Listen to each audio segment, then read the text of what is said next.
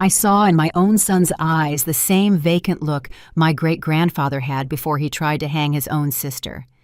It was in that moment that I knew my family's nightmare had returned. Good afternoon, my dears.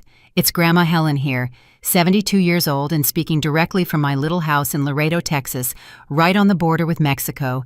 This desert air is a blessing when it's warm, you know?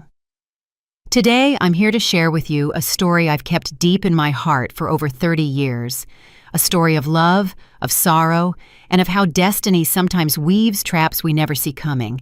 But before we begin this difficult journey, I'd like to ask for a small favor from the heart.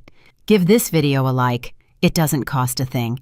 And tell me in the comments what part of the country you're watching me from. I'd love to know your name. I also love reading every single one of your comments. It makes me feel less alone in this big house that holds only me and my memories now. I was born in 1953 in a simple but well-kept house in the Cerro neighborhood, right here in Laredo. My parents, Robert and Maria Lopez, were hard-working people. Dad was a carpenter who made furniture that was truly a work of art, with curves and carvings you rarely see anymore. Mom was a seamstress for hire, mainly making party dresses. The house was always filled with colorful fabrics, laces, and ribbons she used in her work. I had a happy childhood, you know. I'd play in the street with the other kids and walk to school holding hands with my older sister Josephine. Our house didn't have luxuries, but we never went without food on the table, or love. Oh, and how there was so much love in that house. My father, even when he was tired from work, always found time to tell stories before bed. My mother would hum all day long while she sewed, making the house feel brighter, more alive. The only shadow on our family came from the stories about my paternal great-grandfather Antonio. He died long before I was born, but the stories about him were whispered by the adults when they thought we children weren't listening. They said he had mental problems, that he would sometimes go for days without sleeping, talking nonsense, and seeing people who weren't there, that he once tried to hang his own sister because he thought she had been replaced by a snake disguised as a person. "It's a thing that runs in the blood," my grandmother would quietly tell my mother. "Thank God it skipped a generation. Neither your father nor you had it." I grew up hearing those stories like scary tales, with a shiver down my spine, but knowing it was a thing of the past that wouldn't affect me. How wrong I was, my God. But let's take it slow because this is a long story, and I want to tell you every little detail. I finished school when I was 18, in the early 70s. It was a beautiful time, you know. You dreamed, you had hope for the future, even with all the country's difficulties. I got a job as a secretary at an accounting firm downtown. I didn't make much, but I helped out at home and still had a little money left over to buy some lipstick and new sandals once in a while. It was at that firm that I met Felipe. Oh my God, Felipe. Just saying his name, even after all these years, my heart still flutters differently. He was an accountant, a recent graduate who had moved from Dallas to work in the city. He had broad shoulders, dark hair, and the most striking thing, those honey-colored, almost golden eyes when the sun hit them just right. A handsome man, you see. Not just because he was my husband, no, but he was a sight to behold. I remember our first meeting like it was yesterday. He came into the office carrying a stack of files he could barely balance. I was organizing some documents, and when I looked up, I saw this clumsy young man trying not to drop everything on the floor. I rushed to help him. Our hands touched for an instant, and that was it. It was like a jolt of lightning, you know? That electric current that runs through your whole body when you meet someone special. "Thank you so much," he said, with that smile that I would later discover was uniquely his. "I'm Felipe, the new accountant." "Helen," I replied, feeling my face heat up. "Welcome to the firm." It took him a whole 3 weeks to ask me out. 3 weeks of exchanged smiles in the hallways, of made-up excuses to come to my desk and ask about some client, of shared coffees in the little break room. When he finally mustered up the courage, it was to invite me to the movies to see Love Story, a romance. I said yes right away, of course. We dated for 2 years with all the respect that was customary back then. He would pick me up at home, talk to my parents in the living room, take me for walks in the park for ice cream, to the movies when there was a good film, and to city festivals where we would dance together, but always with that respectable distance that adults would observe. You know how it is? It was a beautiful courtship, without rush. Felipe was different from the other boys I knew. Gentle, attentive, respectful. He never raised his voice, even when we disagreed about something. He had this calm way of resolving things, talking it out, explaining his point of view, and he treated me like a queen. He'd bring me flowers for no special occasion and remembered little details I mentioned. He made a point of introducing me to everyone as the most beautiful and intelligent woman in Laredo. In 1975, he asked me to marry him. It was a Sunday after lunch at my parents' house. He asked to speak with my father alone, and they were locked in the small room that served as a carpentry workshop for almost an hour. When they came out, my father had tears in his eyes but a smile on his face.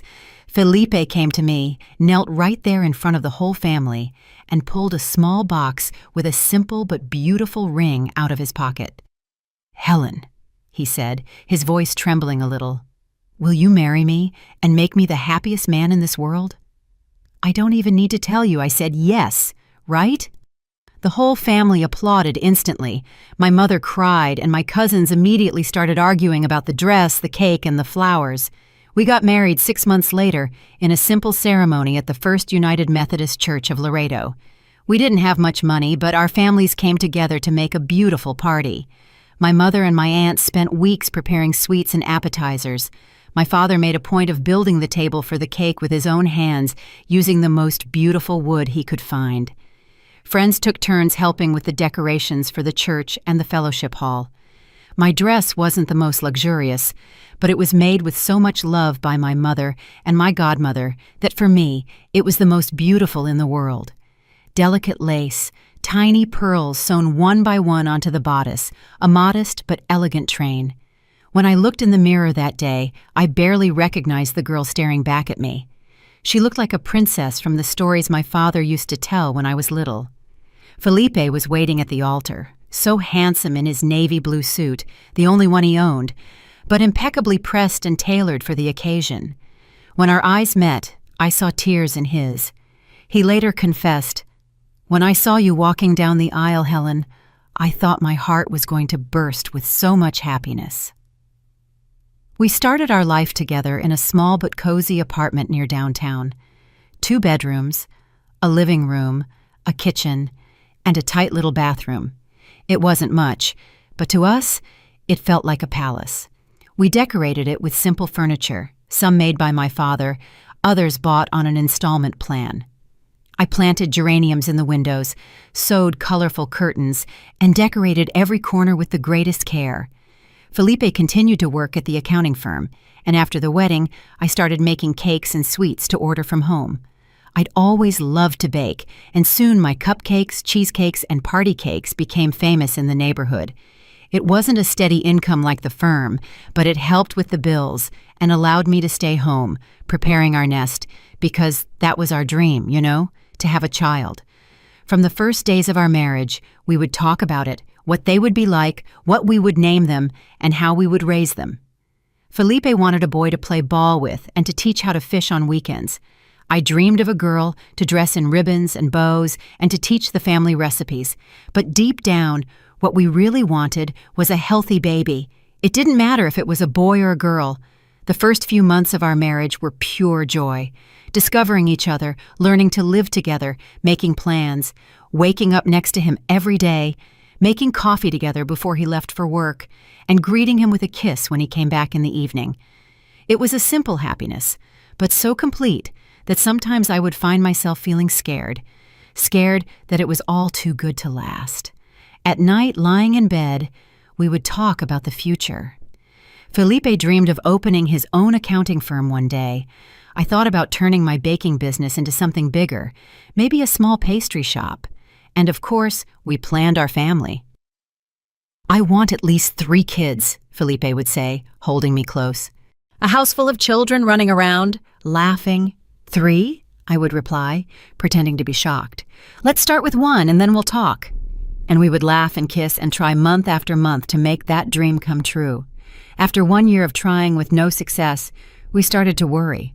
Was something wrong? We went to doctors, had tests done, and everything was normal, they said. It's just a matter of time and patience, they would assure us. You're young and healthy. It will happen. And it did. In June of 1977, I finally found out I was pregnant. Oh my God, what a day that was.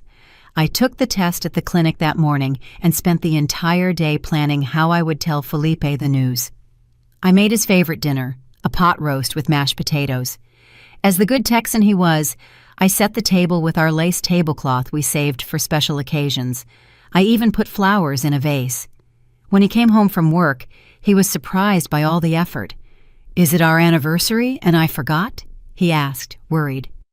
"No, my love," I replied, barely able to hold back a smile. "But we do have something to celebrate." During dinner, we talked about his day, about trivial things. I was practically bursting with the desire to tell him, but I held on for the right moment. When we got to dessert, a chocolate pudding he adored, I placed a small package on the table. "What is this?" he asked, surprised. "Open it and see," I replied, my heart pounding. Inside the box was a tiny pair of crocheted booties that my neighbor had helped me make that very afternoon. Felipe looked at the booties, then at me, then back at the booties. For a moment, he seemed not to understand. Then his eyes widened and filled with tears. "Helen, you're—" I nodded, also crying now. "We're going to have a baby, Felipe. I'm 2 months pregnant." He got up from his chair so fast he almost knocked it over. He came around the table and hugged me tight, lifting me off the floor and spinning me around the small living room. We were laughing and crying at the same time, holding each other, barely believing that our dream was finally coming true. That night, lying in bed, Felipe placed his hand on my still flat belly and just stayed there, in silence, as if he could already feel the baby growing inside.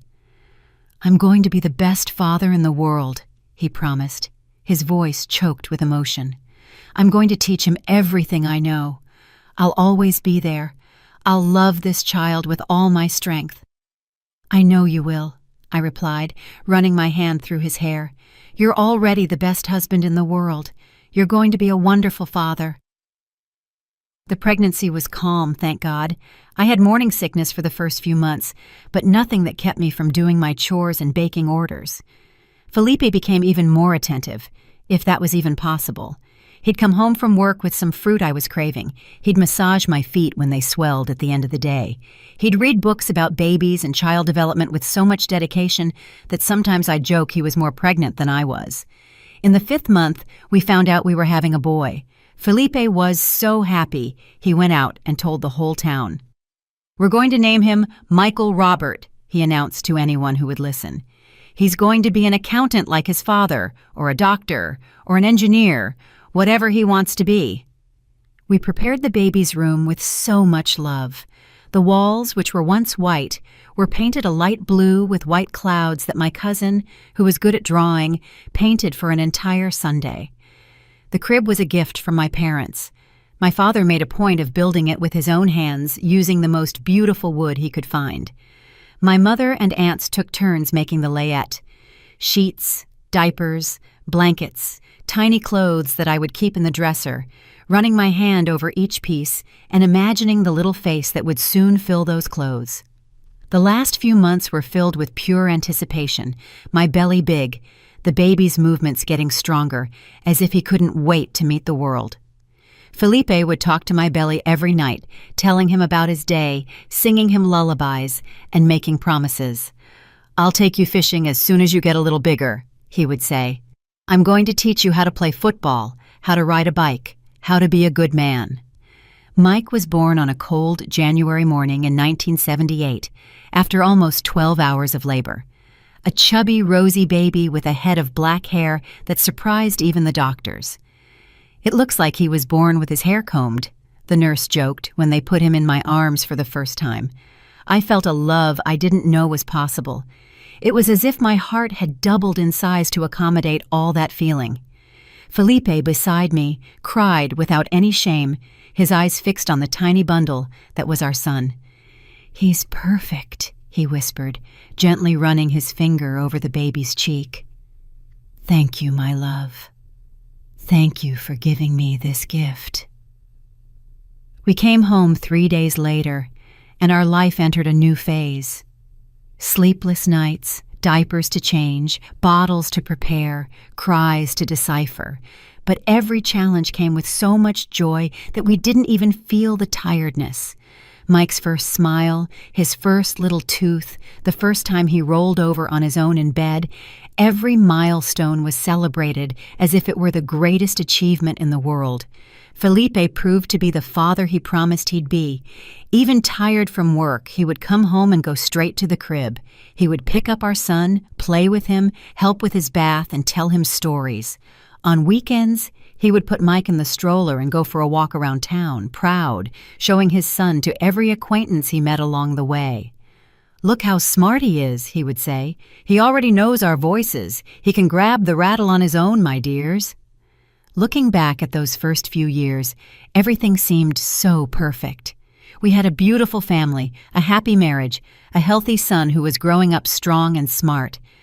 How could I have imagined that destiny had such a cruel turn in store for us? How could I have known that the same blood that ran in the veins of my great-grandfather Antonio, that man of whispered stories, also ran in my boy's veins? But I'm getting ahead of myself, getting lost in the story. These memories sometimes confuse me, you know.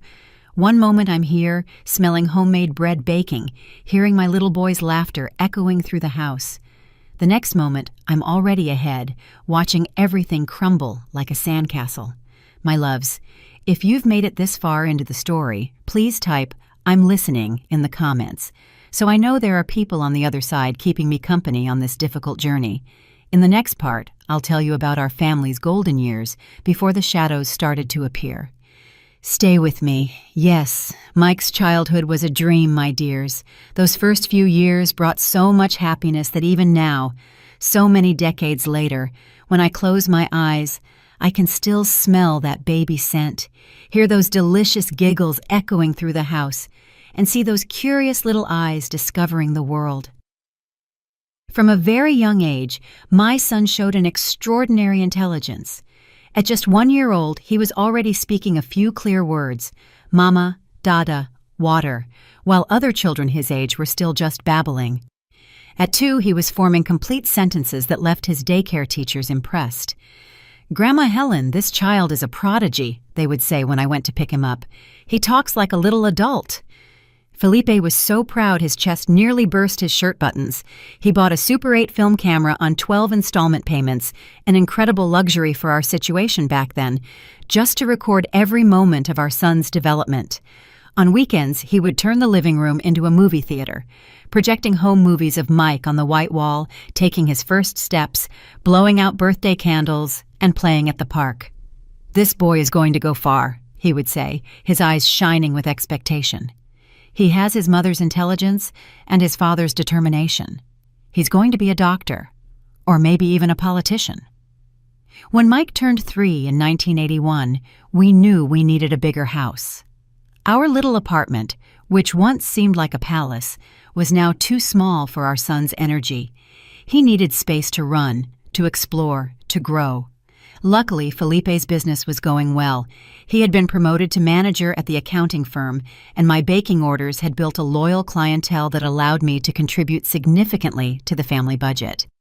We saved for months and were able to make a down payment on a simple but spacious house in the Vista Hills neighborhood. It had a backyard with a leafy lemon tree, 3 bedrooms, one for us, one for Mike, and one we dreamed of turning into a room for the second child we planned to have. In the front, there was a small porch where I put pots of geraniums and ferns, making the space my little corner of peace. The move to the new house coincided with Mike starting preschool. We carefully chose Little People Preschool, which had an excellent reputation and was only 4 blocks from home. On his first day, I got him ready with so much care. His uniform was impeccably pressed.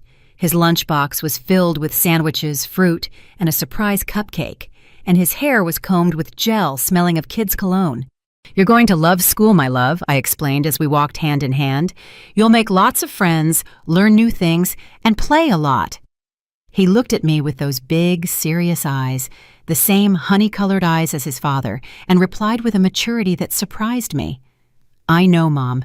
I'm going to be the best student in the class." And he was. Mike adapted to school like a fish to water. In just a few weeks, the teachers were already talking about his quick learning, his creativity in drawings, and his natural leadership among the other kids. At home, he asked us to read to him every night, not children's stories, but grown-up books, as he called them. At not quite 4 years old, he already recognized all the letters and could put a few together into simple words. Felipe, beaming with pride, would bring home increasingly advanced children's books, puzzles with more pieces, and educational games that stimulated his mind. He would spend hours on the living room floor building cities out of blocks with his son, inventing fantastical stories about brave princes and mysterious dragons, and patiently answering the boys' curious questions about how things worked, from clocks to stars, from airplanes to ants. "Why is the sky blue, Dad?" "How do fish breathe underwater?" "Where does the sun go at night?" The questions never stopped, and Felipe made a point of looking for real, scientific answers, never underestimating his son's intelligence. Our routine found a comfortable rhythm in those years. Felipe would leave for work early. I would take Mike to school, then come home to prepare the day's baking orders. In the afternoon, I'd pick up our boy, and we'd spend a few hours together doing homework, playing in the backyard, and preparing dinner for Felipe to find when he came home from the office. During school vacations, we would take little trips, usually to visit Mike's paternal grandparents in Dallas, or to spend a few days at Galveston Beach. They weren't luxurious vacations. We stayed at simple guest houses and brought food from home to save money. But they were precious moments, filled with simple joys like sandcastles, ice cream on the beach, and boat rides. I remember one of those trips in January of 1983 when Mike was 5 years old. We were at Galveston Beach on a sunny afternoon.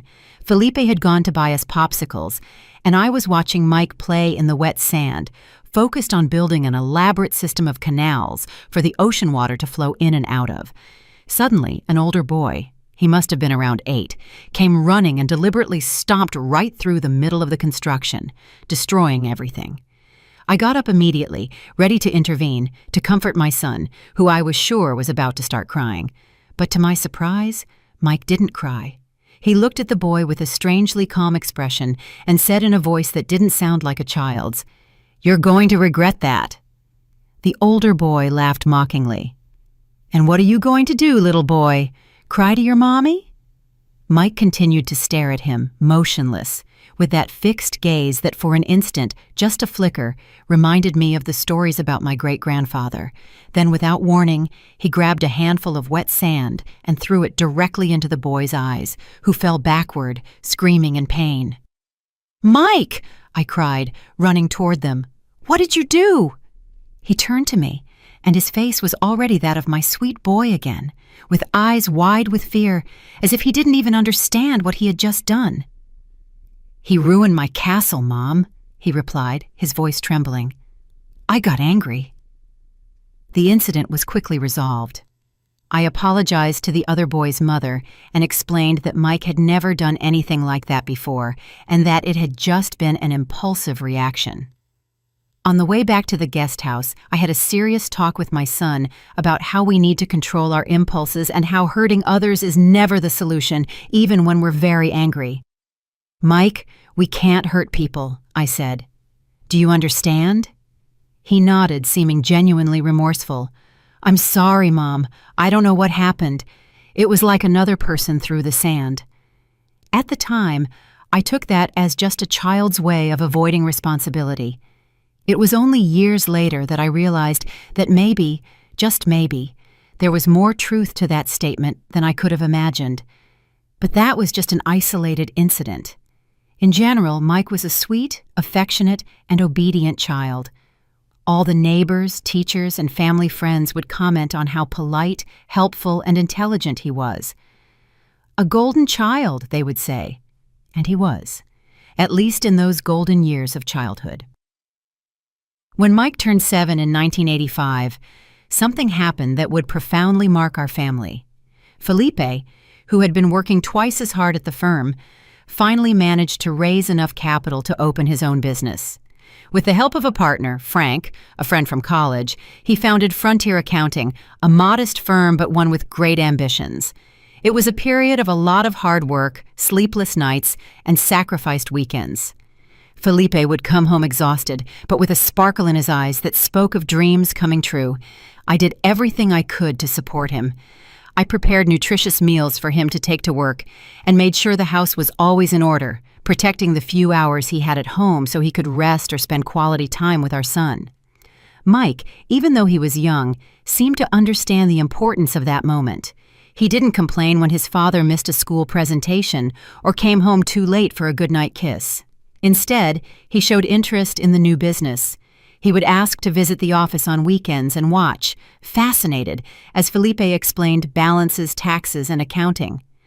"When I grow up, I'm going to work with you, Dad," he announced once, sitting in the swivel chair that was much too big for his little body. "We'll be partners." Felipe smiled, touched, and ruffled his son's hair. "Of course, champ. The company will be called Felipe and Son. How does that sound?" Felipe's hard work paid off. In just 2 years, Frontier Accounting already had a respectable client list, including some of the most important merchants in Laredo and even some from the Mexican side of the border in Nuevo Laredo, Mexico. With the business prospering, we were finally able to make other dreams come true. We traded our old sedan for a brand new Ford. What a luxury that car was, my God. We renovated the kitchen in our house and enrolled Mike in a private school, the best one in the city. In 1988, when our son turned 10, we decided to throw a special birthday party. In previous years, we had celebrated simply, a small cake at home, a few friends invited, modest gifts. But now that our financial situation was more stable, we wanted to celebrate in a big way. We rented the community club hall, hired a superhero-themed decorator — Mike was a huge fan of Spider-Man — and I ordered a 3-tiered cake decorated with all the comic book characters he collected. Felipe bought him a new bicycle, our boy's dream gift, and I sewed a personalized superhero vest with the initials MR embroidered on the chest. It was an unforgettable party. Over 30 kids attended. There were games organized by professional entertainers, and we gave out elaborate party favors that I put together myself. Mike was radiant, running from one place to another, greeting friends, and proudly showing off the vest I had made for him. When it was time to sing Happy Birthday, with our son in the center, surrounded by friends and family, and exchanging glances of pure happiness with Felipe, I thought life couldn't get any better. We had built something precious, something solid, a happy marriage, a wonderful son, and a comfortable financial situation. The future seemed so promising, so full of possibilities. I couldn't have imagined that in just a few years, everything we built with so much love would begin to crumble.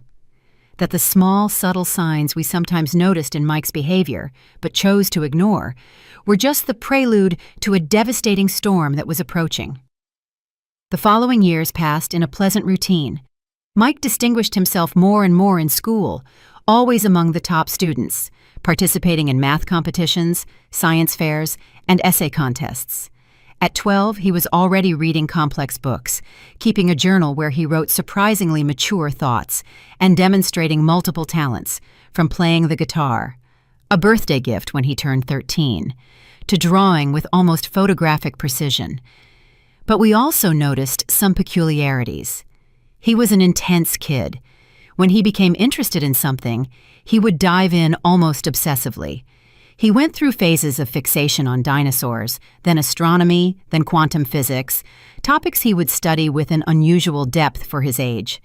And he also had a solitary side. Despite being popular at school, he seemed to prefer his own company, spending hours in his room reading, writing, and drawing. "Is this normal?" I asked Felipe one night after noticing that Mike had spent the entire Saturday locked in his room working on a secret project he refused to show us. "Other kids his age always want to go out and play in the street." "Our son is special, Helen," Felipe replied reassuringly. He has a brilliant mind. It's natural that he's not interested in the same things as other kids. Einstein was like that as a child, you know? I accepted that explanation because I wanted to believe it, because it was easier to see our son as a misunderstood genius than to admit that something might be wrong. And in fact, most of the time, Mike was just an exceptionally intelligent and slightly introspective teenager.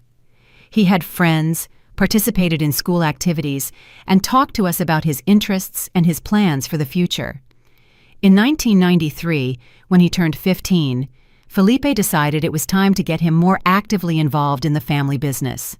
Not as an official employee, of course, he was still too young, but as an apprentice during school vacations and on some Saturdays. Mike would go with his father to the office, learning the basics of accounting and observing how a business was run. To our surprise and delight, he showed a natural aptitude for numbers, organization, and the logic of balances and statements. In just a few weeks, he could already perform simple tasks without supervision, filing documents, entering data into spreadsheets, and answering phone calls.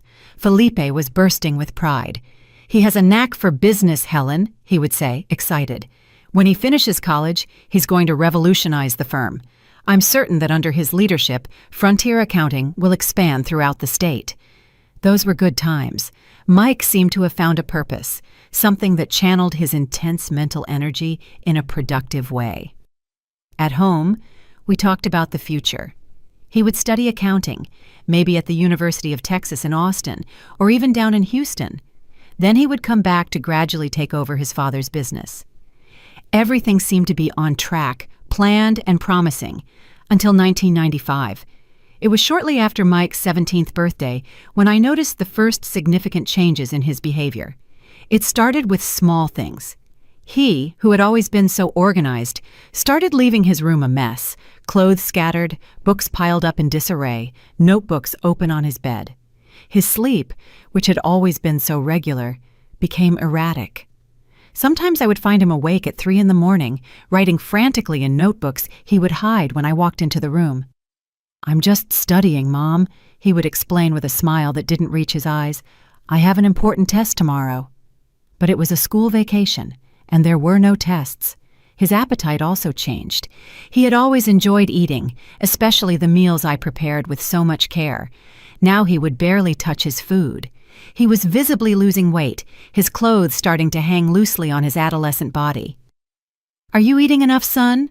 I asked one night, worried as I watched him just push his rice around on his plate. "Are you sick?" "I'm not hungry," he replied dryly. "And stop treating me like a kid, Mom. I can take care of myself." The abruptness was also new. Mike had always been polite and respectful. Now he would answer with impatience, get irritated easily, and isolate himself more and more. Felipe tried to talk to him man to man, thinking it was just normal teenage rebellion. "Son, your mom is worried. I am too. If there's something bothering you, you can tell us. We're here to help." "There's nothing wrong with me," Mike exploded, slamming his bedroom door. "I just want you to leave me alone." We started getting phone calls from the school. Mike, the star student, was skipping classes. When he did attend, he seemed lethargic, unable to concentrate. Other times he was too agitated, interrupting teachers with questions or comments out of context. His grades, which were always excellent, plummeted. "We're worried," the school counselor said during a tense meeting. "Michael has always been one of our best students. This drastic change in behavior could indicate serious problems. Maybe drugs, maybe depression. Have you noticed anything at home?" Of course we had noticed, but hearing it from a professional's mouth, in the formality of that room with framed diplomas on the walls, made it all terribly real. This wasn't just a phase. Something was truly wrong with our son. We decided to take him to a doctor. It wasn't easy to convince him. He screamed and resisted, accusing us of thinking he was crazy. But Felipe was firm, using that authoritative tone he rarely needed to use for the first time. "It's not a choice, Mike. You're going to the doctor, and that's final." The family doctor ran a battery of tests, blood, urine, even a scan to rule out neurological problems. Everything was normal. "Physically, your son is fine. he assured us, but I strongly recommend a psychological or psychiatric evaluation. The word psychiatric hit our family like a bomb. Felipe initially resisted. "My son is not crazy, doctor." But I insisted. I had started to make connections I didn't want to make. The stories about my great-grandfather Antonio, Mike's age, 17, which was exactly when they said my great-grandfather's mental problems had started to manifest. "It's just one appointment, Felipe," I argued, trying to sound calmer than I felt. "If it's nothing, that's great. But if it's something that needs treatment, the sooner we find out, the better." Reluctantly, he agreed. I scheduled an appointment with Dr. Johnson, the only psychiatrist in town. He was an elderly man with a reputation for being competent, despite his somewhat old-fashioned ways. Mike refused to go on the morning of the appointment. He locked himself in the bathroom and wouldn't come out, not with pleas or threats. "You want to lock me up?" he screamed through the door. "You want to get rid of me like you did with the crazy old man of the family?" That sent a chill down my spine. We had never told Mike about my great-grandfather. How could he have known? When we finally managed to convince him to come out of the bathroom, Felipe threatened to knock down the door. He was different, too calm, almost serene, with a strange smile on his lips. "Okay," he said docilely. "Let's go to the doctor. You're right. I'm not well." The sudden change in attitude should have alarmed me, but I was so relieved that I didn't question it. On the way to the office, sitting in the back seat of the car, Mike was quietly humming a song I didn't recognize. Looking in the rearview mirror, I noticed his eyes were glassy, fixed on some invisible point, and his lips were moving as if he was talking to someone. It was at that moment, watching my son in the rearview mirror on the way to the psychiatrist, that I saw for the first time what I had been so afraid of. In my own son's eyes, the same vacant look they said my great-grandfather had before he tried to hang his own sister, and I knew with a devastating certainty that my family's nightmare had returned. The appointment with Dr. Johnson was both revealing and terrifying. Initially, Mike was cooperative, answering questions with apparent clarity. But when the doctor started to explore his recent behavioral changes, something shifted. My son started speaking faster, jumping from one topic to another, using complicated words and sentences that barely made sense. "The numbers talk to me, doctor," he said, his eyes shining with a feverish intensity. "They have colors and textures. 7 is red and rough like sandpaper. 3 is blue and slick like soap. The universe is encoded in mathematical patterns that only I can see." Then he suddenly fell silent, staring intently at an empty corner of the room. When the doctor asked what he was thinking, Mike replied in a low voice, "He's here. The man in the hat is telling me you can't be trusted." It felt as if the floor had opened up beneath my feet. Felipe squeezed my hand so hard it hurt, but I barely felt it. My focus was entirely on our son, who now seemed to be having an animated conversation with the empty space. Dr. Johnson's diagnosis was cautious, but direct. "Your son is showing symptoms suggestive of a schizophrenia spectrum disorder, auditory and visual hallucinations, delusions, and disorganized thinking. The age is typical for the onset of symptoms, especially in men." "But he was always so normal," Felipe protested, his voice breaking. "So smart, so well-adjusted." "Schizophrenia often affects brilliant people," the doctor explained, "and the first psychotic episodes are often preceded by a period of normal functioning. It's a treacherous disease. That's exactly why when we notice the signs, the process is often already advanced." We left that appointment with a prescription for medication and the recommendation to seek more specialized treatment in Dallas, where there were psychiatrists with more experience in cases like Mike's. The drive home was silent, heavy. In the back seat, our son had returned to his silence, staring out the window with an absent expression. That night, after putting Mike to bed, he took the first pill without resistance, which surprised me. Felipe and I sat on the porch, our hands clasped, trying to process the new reality that was unfolding.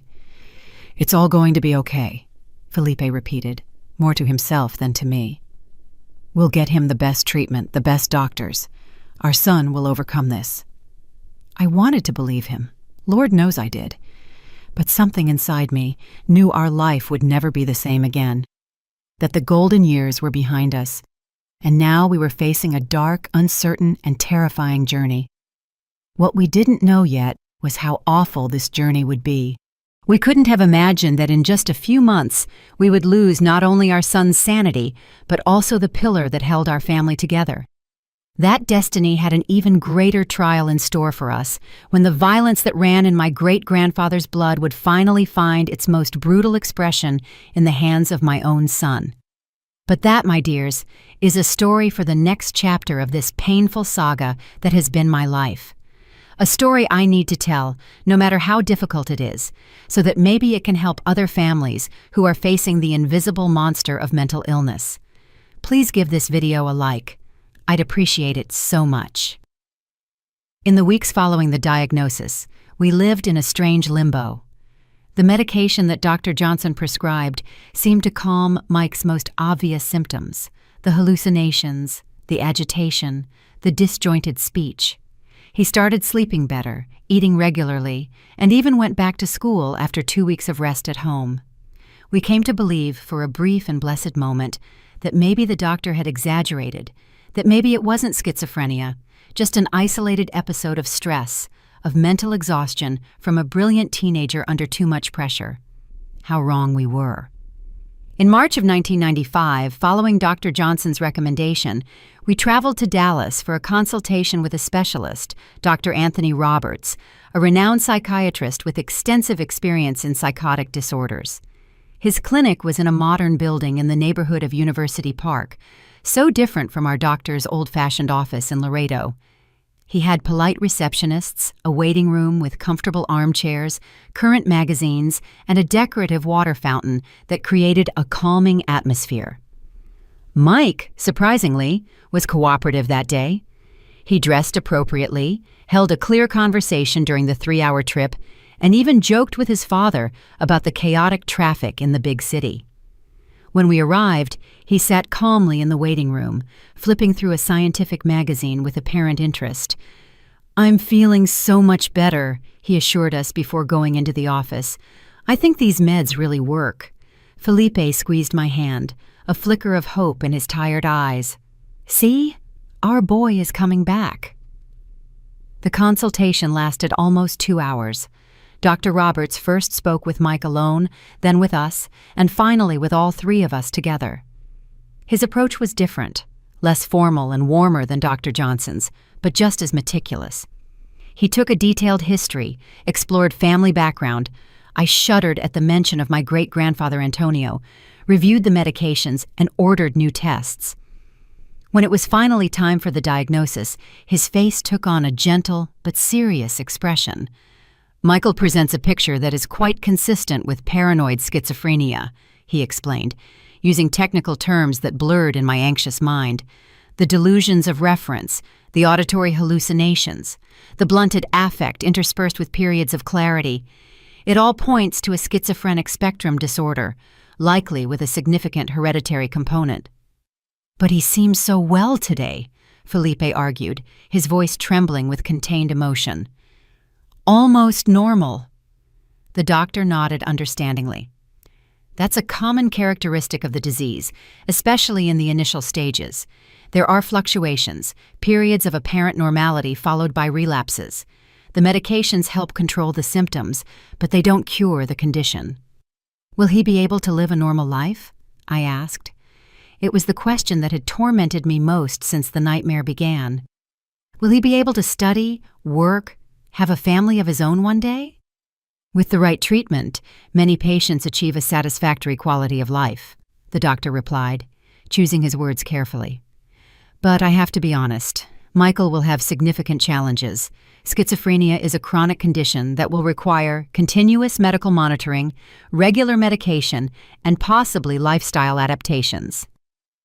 We left that appointment with a new prescription for more modern medications and adjusted doses, and referrals for complementary therapies, psychotherapy, occupational therapy, and family support groups.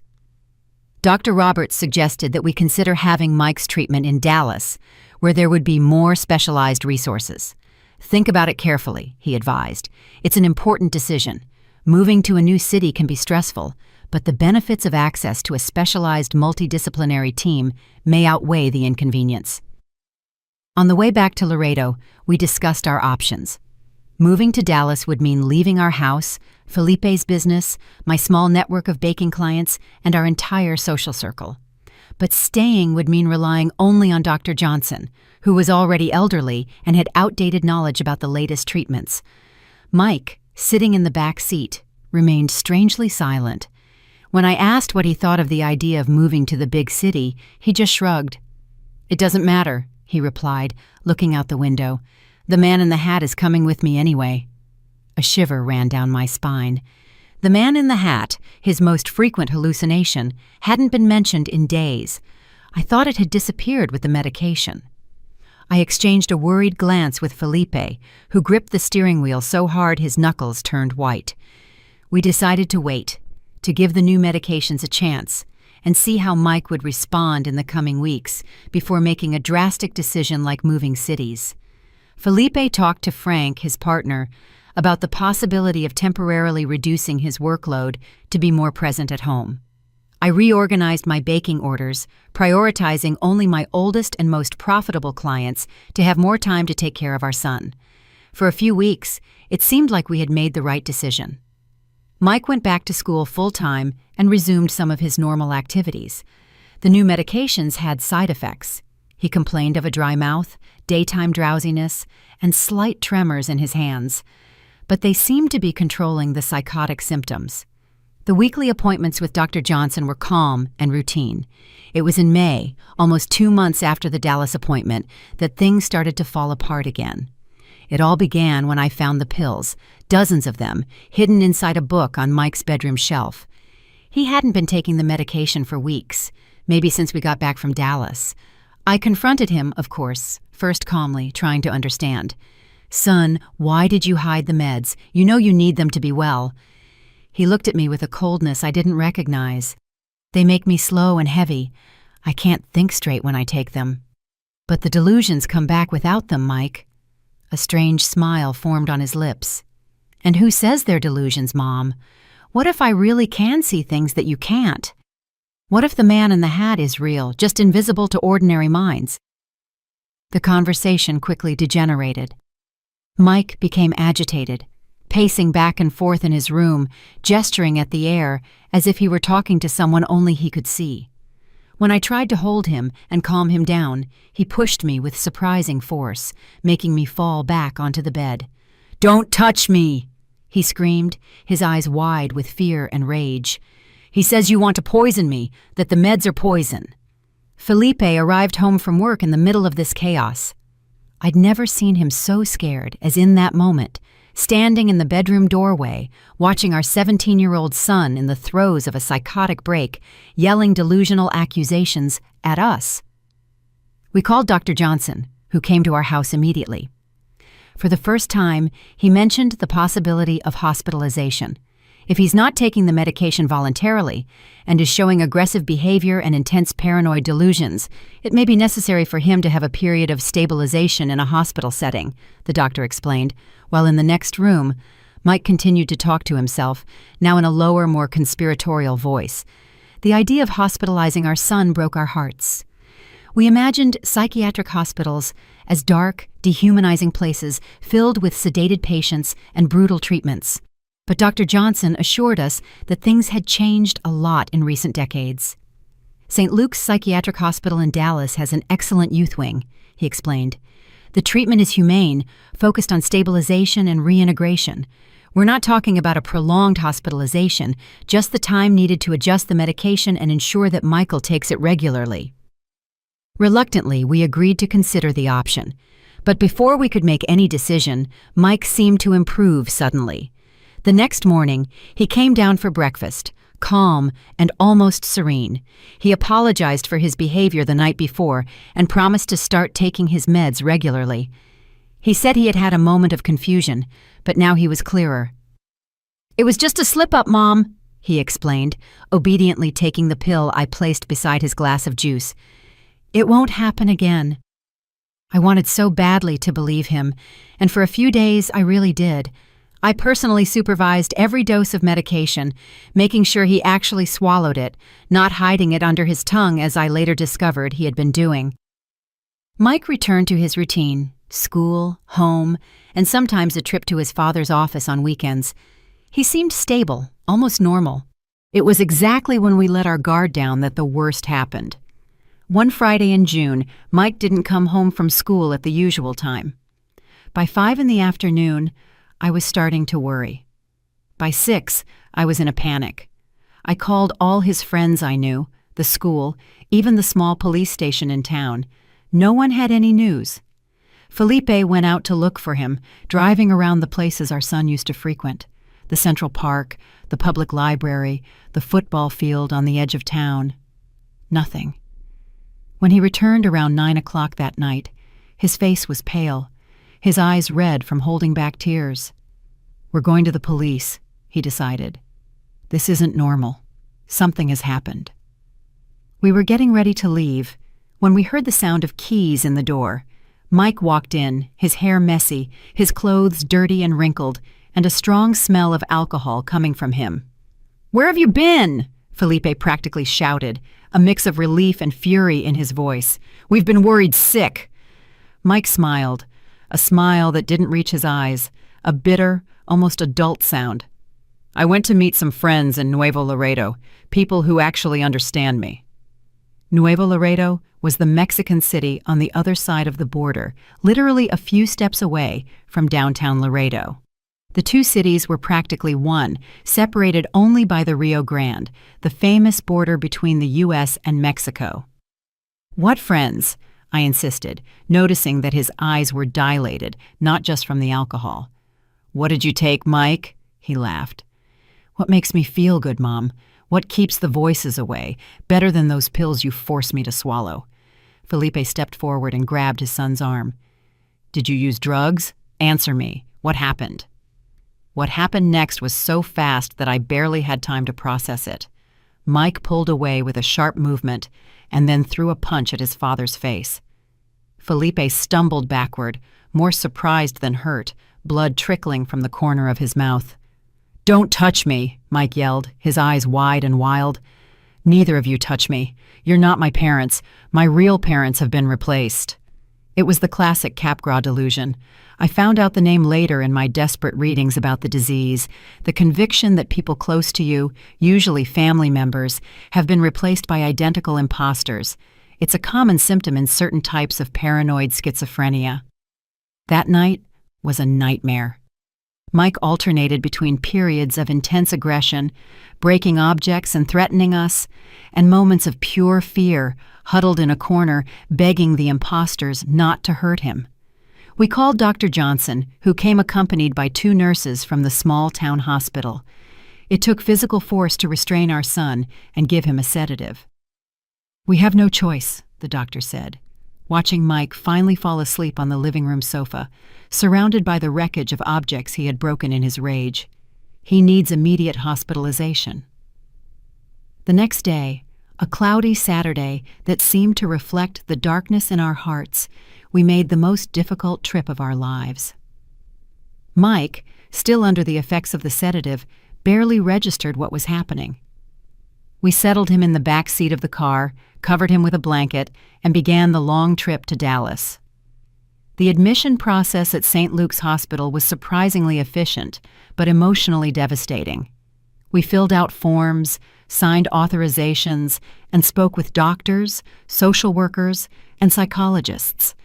We repeatedly explained the story: the first symptoms, the diagnosis, the refusal to take medication, the violent episode from the night before. When it was time to say goodbye, Mike was clearer, starting to understand what was happening. The panic in his eyes when he realized he was going to be left there among strangers in an unfamiliar place almost broke my resolve. "Mom, don't do this," he begged, grabbing my hand tightly. For a moment, he was my boy again, not the disturbed young man from the night before. "Don't leave me here. I promise I'll be good. I'll take the meds. I'll do everything right."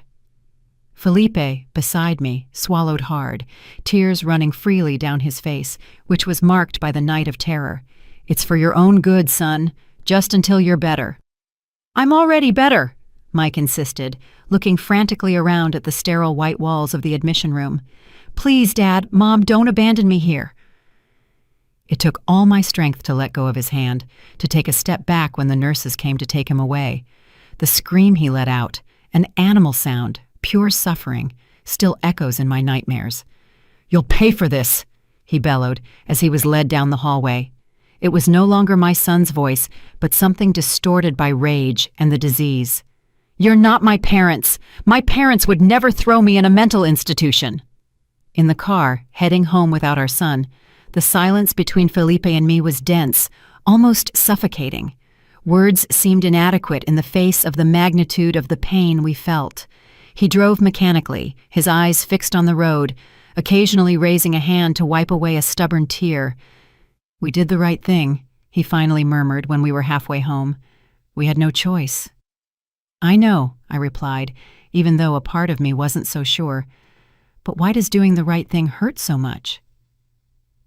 The days that followed were strange, ghostly. The house, which had once been so alive with Mike's presence, even on his most difficult days, now felt like a mausoleum.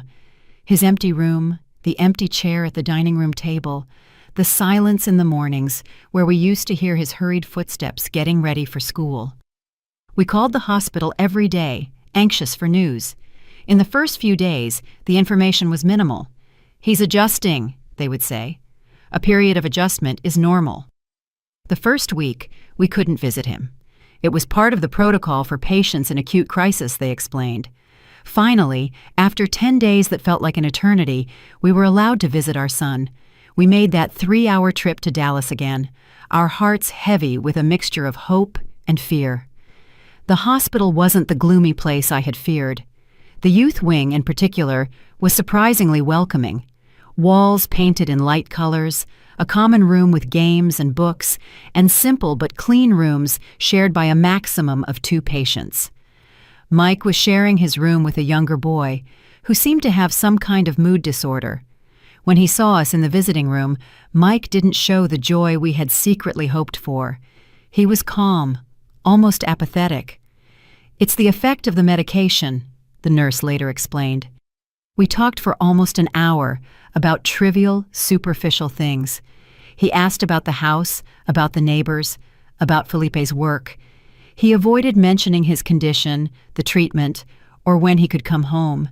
It was only when we were getting ready to leave that he finally looked us in the eyes, a clear, lucid gaze, the gaze of our Mike from before. "I'm sorry for what I did," he said in a low voice. "I wasn't there. I wasn't myself that night." Felipe hugged him, sobbing without shame. "We know, son. No one blames you. We just want you to be well." "I will be," he promised, returning the hug with an intensity that surprised me. "The doctors here are good. I'm taking the meds. The voices are quieter, more distant." We went home feeling more relieved, with a renewed sense of hope. Maybe, after all, the hospitalization had been the right decision. Maybe our son was on the road to recovery. The following weeks followed a pattern. We would visit Mike every Saturday, always noticing small improvements. His expression was more lively, his conversation more coherent, his interest gradually returning to the things that used to fascinate him, like books, science, and his father's business. The doctors spoke of significant progress, of a successful medication adjustment, and of positive prospects for an early discharge. In July, almost a month after his admission, we had a meeting with the full medical team: the psychiatrist, a psychologist, a social worker, and an occupational therapist. Everyone agreed that Mike was responding exceptionally well to the treatment. We discussed the next steps: hospital discharge, outpatient follow-up, and the possibility of him returning to school in the second semester. It's important to establish a structured routine, but without excessive pressure, the psychiatrist recommended. The return to normal activities must be gradual and monitored. We decided that Felipe would temporarily rent a small apartment in Dallas. I would move there with Mike so he could continue outpatient treatment while readapting to life outside the hospital. Felipe would divide his time between Laredo, where the accounting firm required his presence, and Dallas, coming on weekends and holidays. "It's not ideal, but it's temporary," Felipe assured me, though I could see the worry in his eyes. Not just about the separation, but about the finances. Renting a property in the city, maintaining 2 homes, and the frequent travel would be a considerable burden on our budget. The important thing is that our son gets the best possible treatment. At the end of July, Mike was discharged. He left the hospital a different young man, thinner, with a more serious, more adult look than his 17 years suggested, but also more stable, more present, and more aware of his condition and the need to take care of it. "I won't stop taking my meds again," he promised, as we loaded his few belongings into the car. "I learned the hard way what happens when I do." Our rented apartment was in the Country Club Estates neighborhood, not as elegant as University Park, where Dr. Roberts had his clinic, but still a pleasant area with easy access to the hospital for follow-up appointments. It was small, 2 bedrooms, a combined living room and kitchen, and 1 bathroom, but it was cozy in its own way. I furnished it with the essentials, trying to create a welcoming environment with the limited resources we had. Felipe stayed with us for the first weekend, helping us get everything organized and making sure we were comfortable and safe. When he left on Sunday night, I felt a pang in my heart that had nothing to do with the normal longing of a couple temporarily separated. It was a premonition, a vague but persistent fear that something was wrong, that our apparent victory over the disease was fragile and temporary. "It's all going to be okay," Felipe assured me, hugging me tightly before getting into the car for the long trip back. "We're on the right track now." The first few weeks in Dallas were surprisingly calm. Mike followed the treatment rigorously, therapy 3 times a week, a bi-weekly psychiatric appointment, and his medication at the exact times. He started attending a support group for young people with mental disorders, where for the first time he could talk with people who truly understood what he was going through. I enrolled him in a preparatory course for the university entrance exam, less demanding than regular school but still stimulating for his eager mind. On good days, he reminded me of the Mike from before, curious, articulate, and full of plans for the future. "I still want to go to college," he told me one night as we had dinner at the small kitchen table. "Maybe not accounting like Dad wanted. I'm thinking about psychology, to better understand what goes on in here," he said, pointing to his own head with an ironic smile on his lips. There were bad days too, of course, days when the medication seemed too heavy, leaving him lethargic and distant.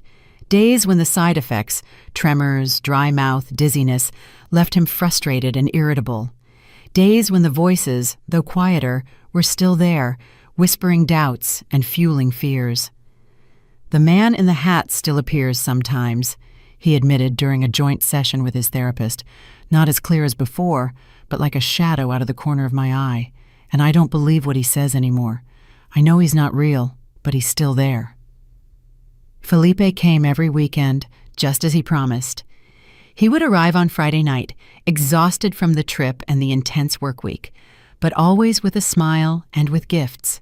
A new book for Mike, flowers for me, and typical border snacks that we knew we wouldn't find in Dallas. We spent those 2 precious days like a normal family. We'd go to the movies, walk in the park, and visit the old neighborhood. Mike seemed especially lively on those occasions, as if his father's presence completed a circuit, restoring a vital energy that was missing on weekdays. When September arrived, marking 2 months of this arrangement, we started to discuss the possibility of returning to Laredo. Dr. Roberts was cautiously optimistic. "Michael is making good progress," he acknowledged during an appointment that Felipe also attended. "But I still recommend a few more months of intensive follow-up here in the city before considering returning to his hometown. His stability is still relatively recent." Felipe sighed, the exhaustion evident on his face. The weekly trips, the double responsibility, managing the firm at the border and supporting the family in Dallas were taking their toll. "We'll follow the medical recommendation," he agreed, always prioritizing our son's well-being above any personal convenience. "But I need to find a more sustainable solution for the firm. I can't keep being away 4 days a week indefinitely." The solution came in the form of an unexpected proposal. Frank, Felipe's partner, suggested opening a branch of Frontier Accounting in Dallas. He would stay in charge of the main office in Laredo, while Felipe would develop the new operation in the big city, allowing the family to finally reunite permanently. "It's financially risky," Felipe admitted when we discussed the idea. "Opening a branch in a big city with fierce competition, but it might be our best opportunity to be together without compromising Mike's treatment." The decision was made. In the following months, while Mike continued his treatment, Felipe immersed himself in the new branch project, looking for a suitable location, handling the bureaucracy, and starting to build a client base from scratch. It was a period of intense work for him and a time of adjustment for all of us. October arrived with a sense of a new beginning. The rented apartment was replaced by a larger one, more suitable for a permanent residence. We bought new furniture and decorated the rooms with items from our home at the border, trying to create a home that mixed family comfort with the freshness of a new start. Mike seemed to flourish in this new arrangement. His father's constant presence, the stability of a set routine, and the continuity of treatment all contributed to his steady progress. He started talking about concrete plans for the next year's entrance exam, possible universities, and careers that interested him. In November, on the eve of his 18th birthday, we had one of the most meaningful conversations since the onset of his illness. We were in the living room after dinner, just the two of us. Felipe had gone to the office to handle an emergency with a client. "Mom," he began, hesitating, his eyes fixed on the television in front of us. "Do you think I'll always be like this? Always sick?" The question took me by surprise, even though I knew he had been carrying it inside him for a long time. I took a deep breath, looking for the most honest and loving answer I could give. "I think you'll always need care, son. Medication, follow-up. Schizophrenia doesn't have a cure, at least not yet, but that doesn't mean you can't have a full, happy, productive life. How can I be happy knowing that at any moment I could lose control, that the voices could come back stronger, that I could hurt the people I love like I almost did to Dad?" There was so much anguish in that question that my heart ached. I took his hands in mine, noticing how cold they were despite the warmth of the night. "You are not your disease, Mike. You are so much more than that. You're intelligent, sensitive, and talented. You are aware of your condition. You're getting treatment and learning to recognize the warning signs. That's half the battle right there." He nodded slowly, absorbing my words. "Sometimes I'm scared I'll never be able to have a normal life. A girlfriend, kids, a career. Many people with schizophrenia have all of that, son. It won't be easy. It won't be like you imagined when you were younger, but it is possible. And your father and I will be by your side every step of the way." A sad smile touched his lips. "You guys have been incredible. After everything I did, how I acted, you're still here, rebuilding your lives because of me." "Because we love you," I said. "More than anything in the world. It's always been that way since you were just a promise in my womb. It always will be." That night, lying in bed, waiting for Felipe to come back, I reflected on our journey so far, the devastating diagnosis, the painful hospitalization, the move to Dallas, and the gradual reconstruction of our lives around this new reality. It had been the most difficult year of our lives, without a doubt, but also a year of discoveries, of strengthening our bonds, of a deeper understanding of what truly mattered. I fell asleep with a sense of peace I hadn't felt in a long time, a fragile peace, perhaps built on still unstable foundations, but peace all the same. I couldn't have imagined that it would be the last peaceful night I would have for a very, very long time. That destiny, still not satisfied with the trials it had imposed on us, was preparing its cruelest, most heartless blow, a blow that would not only destroy the fragile stability we had achieved, but also irrevocably take the man who had been my safe harbor for over 20 years. That night in November of 1995 started like so many others. Felipe called to say he would be a little late at the office. An important client from the border was having serious problems with his tax returns and needed urgent help. "Don't wait up for me," he said, his voice tired over the phone. "It might take a while." I had dinner with Mike, we watched a show on TV, and we talked about the plans for his upcoming 18th birthday. Around 10 o'clock, he took his nightly medication and went to bed. I stayed up a little longer in the living room, knitting a sweater that would be Felipe's Christmas gift, trying not to look at the clock every 5 minutes. 11, midnight, 1 in the morning.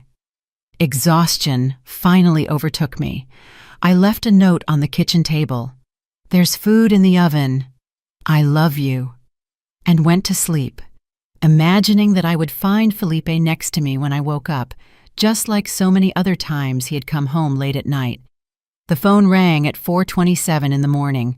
I know the exact time because I looked at the digital clock on the nightstand, those red numbers glowing in the darkness of the room. 4:27, the moment my life changed forever. It was Frank, Felipe's partner, calling from Laredo. His voice was trembling so much that I could barely understand the first few sentences. Something about an accident, a fight at a bar, the police trying to make contact. "Calm down, Frank," I said, sitting up in bed, my heart already racing with a terrible premonition. "What are you talking about? What accident? Is Felipe... He's dead." The words hit me like a physical punch, stealing my breath, making the room spin around me. It couldn't be true. Felipe was in Dallas, working at the firm. Frank must have been confused, drunk maybe, or it was some kind of sick joke. "That doesn't make any sense," I replied, my voice steadier than I expected. "Felipe is here in Dallas.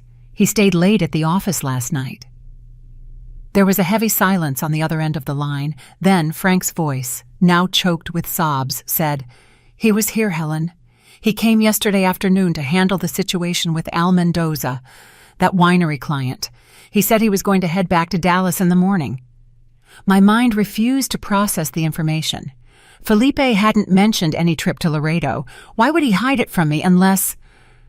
"What happened, Frank?" I asked, a coldness running down my spine. "Tell me exactly what happened."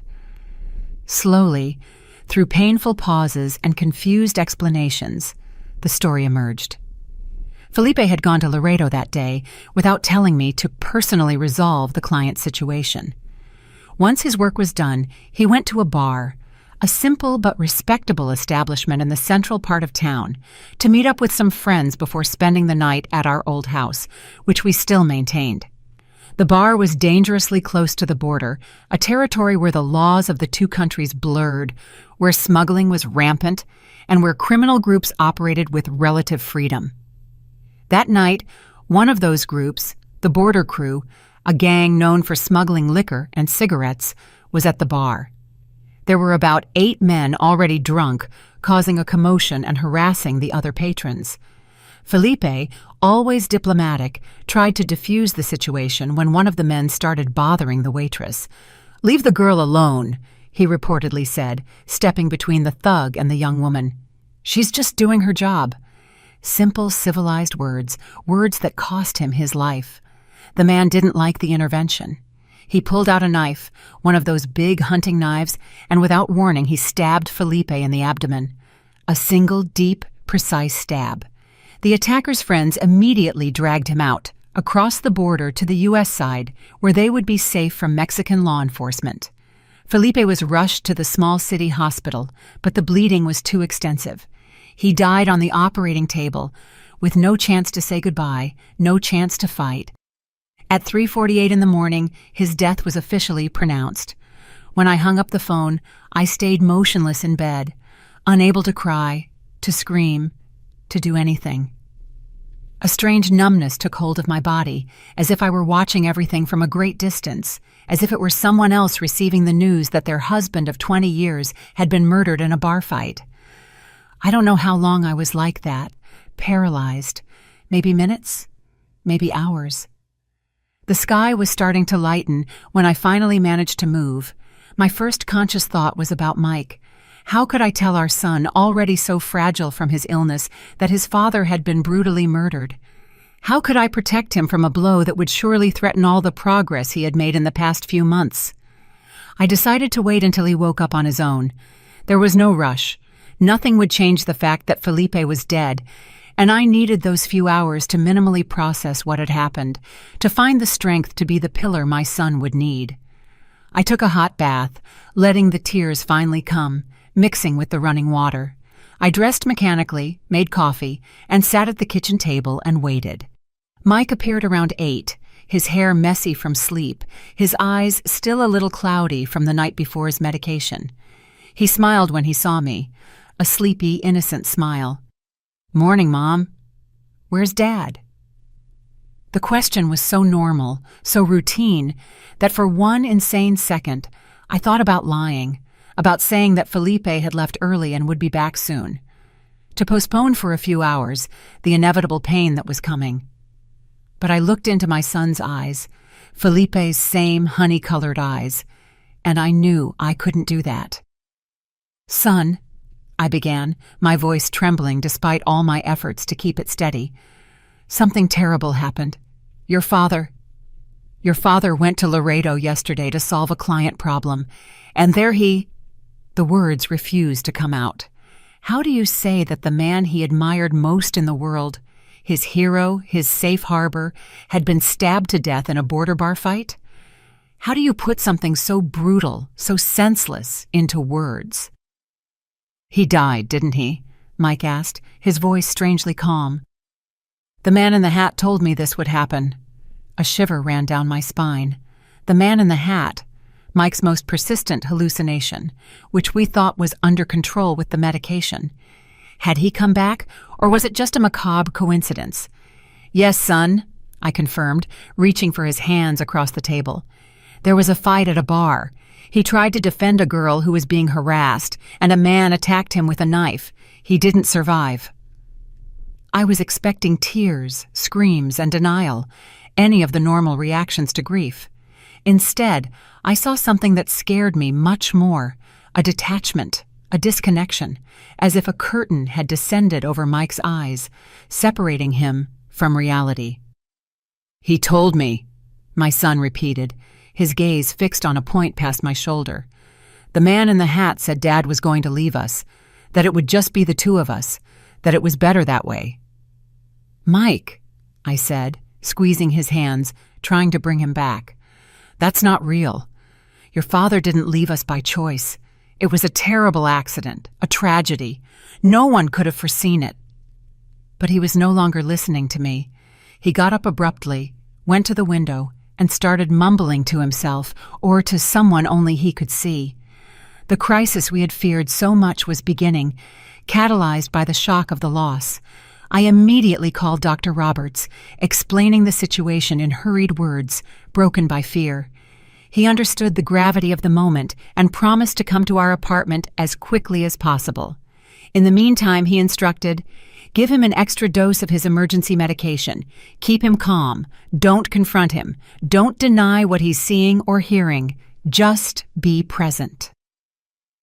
The next few hours were a blur of phone calls, impossible decisions, and practical arrangements. Felipe's body needed to be transported from Laredo to Dallas. The funeral needed to be organized. The family needed to be informed. And above all, Mike needed to be stabilized. Dr. Roberts arrived around 10 in the morning, accompanied by a psychiatric nurse. They found Mike in the middle of a full-blown psychotic episode, having an animated conversation with his father, who in his mind was sitting on the living room sofa, telling him how his death had just been a ruse to fool the invisible persecutors who populated his delusions. "He's in full dissociation," the doctor explained after assessing my son. "His mind is protecting itself from the unbearable pain, creating an alternative reality where his father is still alive." "What do we do?" I asked, exhausted and devastated, fearing the answer I already anticipated. "He needs immediate hospitalization. It's not safe to leave him at home in this state. He could harm himself or others." And so, on the same day I lost my husband, I had to hospitalize my son again. This time, not at St. Luke's Hospital, but at a more modern private clinic with more advanced treatments, paid for with the life insurance policy that Felipe, always a planner, had taken out years before. The days that followed were the darkest of my existence. Felipe's wake passed in a state of stupor, as if I were watching everything from outside my own body. People I barely knew shaking my hand, offering condolences, and murmuring words of comfort that didn't register in my mind. The absence of Mike, sedated in a psychiatric clinic, unaware of his father's final farewell, was an additional pain, as if my family had been torn from me in layers, one loss on top of another.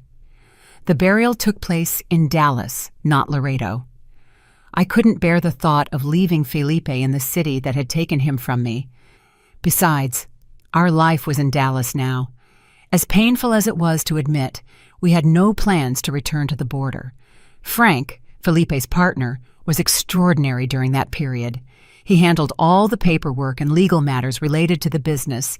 He made sure I had immediate access to Felipe's share of Frontier accounting and that the insurance policy was activated without complications, so that nothing material would add to the crushing weight of grief I was already carrying. A week after the funeral, when the house was finally empty of well-meaning relatives and worried friends, I sat alone on the porch of our apartment, watching the sunset over Dallas. It was a spectacular sunset, the sky painted in shades of orange and pink that Felipe would have loved to photograph. The beauty of the moment contrasted cruelly with the emptiness inside me. It was there, on that porch, that I finally allowed the full reality of my situation to hit me. I was alone. My husband, my life partner, had been brutally murdered. My only son was hospitalized with a severe psychotic episode, his condition potentially and permanently worsened by the trauma. Our life, so carefully rebuilt in Dallas, had been shattered in a matter of hours. I cried until I had no more tears, until my body ached physically from the effort of sobbing. I cried for Felipe, for the life we built together, for the dreams we would never realize. I cried for Mike, for the uncertain future that awaited him, for the constant battle against the demons in his mind. I cried for myself, for the woman I was and would never be again. When the sun finally disappeared on the horizon, I got up, wiped my face, and made a decision.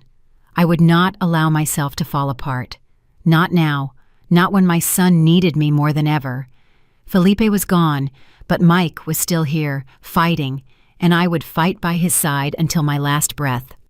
The following months were an arduous journey of readjustment. Mike remained hospitalized for 6 weeks, receiving intensive treatment with new medications, daily therapies, and innovative approaches to control his delusions, which now included frequent conversations with his deceased father. I visited him every day, spending hours by his side, even when he barely noticed my presence, lost in his inner world. I would read him books he loved as a child, news from the newspaper, and letters from old school friends. I talked about Felipe, about the memories we shared, trying to gradually help him accept the reality of the loss. Meanwhile, I dealt with practical matters I never imagined I would face alone. What should I do with Frontier accounting? I had no training in the field. I couldn't take over Felipe's part of the business operationally. Frank offered to buy my share, guaranteeing a fair price and monthly payments that would give me financial stability for a few years. And the house in Laredo?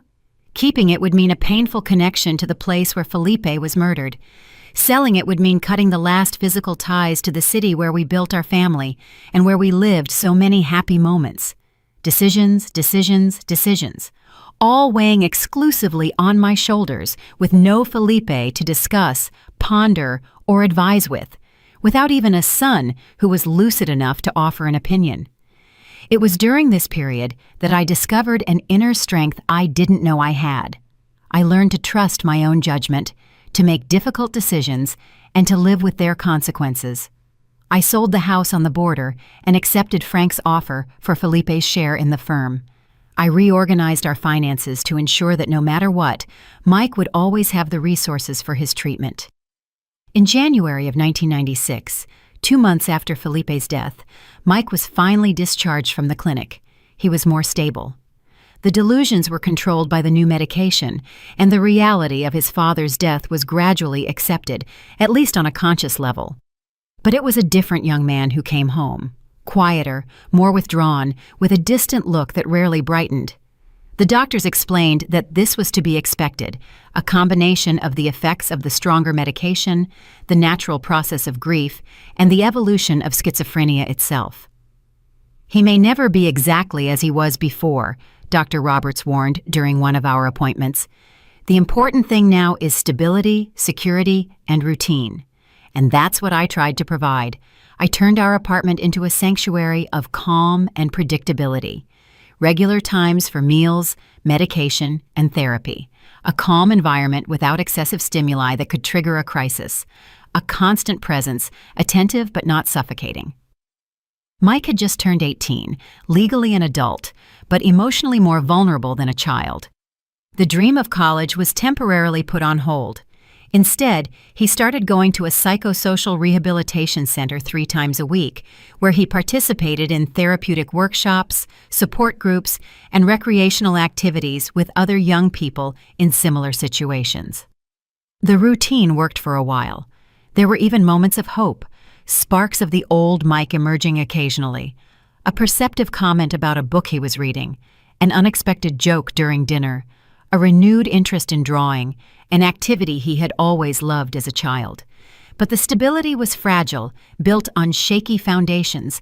All it took was a trigger, a photo of Felipe he found unexpectedly, a song on the radio that reminded him of his father, the casual mention of Laredo in some conversation. For the anxiety to rise, for his gaze to become distant again, for his lips to start moving in silent conversations with invisible interlocutors. At first, these relapses were brief and controllable with emergency medication, with breathing techniques he had learned in therapy, and with my reassuring presence by his side. But little by little, they became more frequent, more intense, and more difficult to reverse. In March, there was a particularly terrifying incident. I woke up in the middle of the night to find Mike standing next to my bed with a pocket knife in his hand, his glassy eyes fixed on me. "He said I need to check," he murmured, his voice distant and mechanical, "to check if you're real or an imposter." I managed to calm him down, get him to hand over the knife, lead him back to his room, and administer the emergency medication. But something inside me broke that night. The cruel reality of our situation became impossible to ignore. My son, in his moments of crisis, posed a real danger to himself and potentially to me. The next morning, I called Dr. Roberts. The conversation was long and painful, filled with tears on my part and thoughtful silences on his. In the end, the conclusion was inevitable. Mike needed a level of supervision and care that I alone could no longer provide. "There are options," the doctor assured me, his voice gentle but firm. "We're not talking about an old-fashioned asylum, Helen. There are modern, humane therapeutic residences where he would have 24-hour monitoring, structured activities, and interaction with other patients, and you could visit regularly." "Like a nursing home?" I replied bitterly, guilt already gnawing at my heart. "I'm abandoning my son." "Absolutely not," he insisted. "You are doing what is best for him, ensuring he receives the care he needs. It's an act of love, not abandonment." I wanted to believe him. I needed to believe him. But in the weeks that followed, as I visited institutions, spoke with professionals, and filled out forms, the feeling that I was betraying Mike and failing as a mother never left me.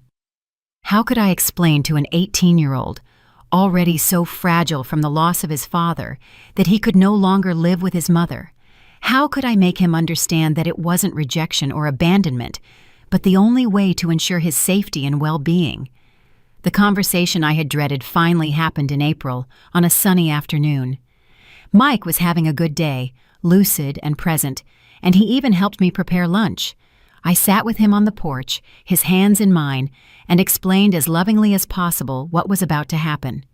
To my surprise, there was no resistance, no accusations, just a nod of understanding, a resigned sigh, and then a question that broke my heart. "Is it because of that night with the pocket knife? You're scared of me, aren't you?" "I'm not scared of you, son," I replied, tears already blurring my vision. "I'm scared for your safety. When the voices get too loud, you could hurt yourself badly. I wouldn't forgive myself if something happened to you while you were in my care." He nodded slowly, his gaze drifting to the horizon. "The man in the hat says it's better this way, that I need to be away from you, that I'm a danger." Those words hit me like a stab. The disease was stealing not only my son's mind, but also his right to be loved unconditionally, to feel worthy of care, closeness, and normalcy. "The man in the hat is wrong," I said firmly, holding his face in my hands and making him look into my eyes. "You are not a danger. You are my son, my heart outside my body. That will never change, and I'm not sending you away. I'll be with you every day, visiting you and participating in your treatment. We'll just be sleeping in different places." I don't know if he really believed me. How could he? But he accepted with a resignation that suggested that maybe, on some level, he understood the necessity of the change. In May of 1996, 6 months after Felipe's death, Mike moved to New Horizon Therapeutic Residence, a relatively new institution on the outskirts of Dallas. It was a pleasant place, at least from the outside. A large, airy house with well-kept gardens, individual rooms for residents, cozy common areas, and a team of professionals who seemed genuinely committed to the well-being of the patients. On the day of the move, I helped him set up his room, put our photos on the walls, arranged his favorite books on the small bookshelf, and made his bed with the sheets from home so he would have something familiar in the new environment. When it was time to say goodbye, he hugged me with a surprising intensity. "It's all going to be okay, Mom," he whispered, strangely reversing our roles, as if he were the one who needed to comfort me. "I understand why it has to be this way." Driving back to the empty apartment that night, I let the tears run freely. In less than a year, I had lost my husband to violence, and now, in a way, I had also lost my son to the cruel disease that was devouring his mind. The house that was supposed to shelter our family was reduced to a silent space inhabited only by me, surrounded by photos and memories of a life that seemed to belong to someone else, in another time. In the months that followed, I established a new routine. I visited Mike every day, participated in the family meetings offered by the institution, and talked regularly with his doctors and therapists. On good days, I would take him on short outings, a walk in the nearby park, coffee at a bakery, and occasionally even lunch at the apartment on weekends. He seemed to be adapting reasonably well. The adjusted medication, the structured routine, and the consistency of professional follow-up all contributed to a stability we could no longer achieve at home. There were episodes, of course, days when I would find him more confused and distant, talking to his deceased father, or to the persistent man in the hat. But they were managed quickly by the team, without escalating into severe crises like the ones I had witnessed at home. "He's making progress," the doctors assured me. "Slowly, but progressing." And I wanted to believe it. I needed to believe it. To fill the empty days and the deafening silence of the apartment, I went back to work. Not with the cakes that brought me joy in Laredo. I had lost my taste for creating sweet things when life had become so bitter. Instead, I took a job as a receptionist at a medical clinic near home. The work was simple, but it filled the hours, provided some human interaction, and most importantly, it was just 15 minutes from the therapeutic residence, allowing me to visit Mike during my lunch break or immediately after my shift. I felt like a plant that had its roots ripped out and was now desperately trying to sprout new growth in arid soil. Every small routine, every new acquaintance, every established habit was an attempt to create some kind of structure and meaning in a world that had lost its fundamental coordinates. The first anniversary of Felipe's death arrived like a storm in a sky that was just starting to clear. November of 1996, 1 year since I lost my life partner, my safe harbor. The pain, which had become a constant but manageable hum in the back of my mind, returned with all its force that day. I spent the morning at the cemetery, sitting next to his simple but elegant grave, talking in a low voice to the man who still visited my dreams every night.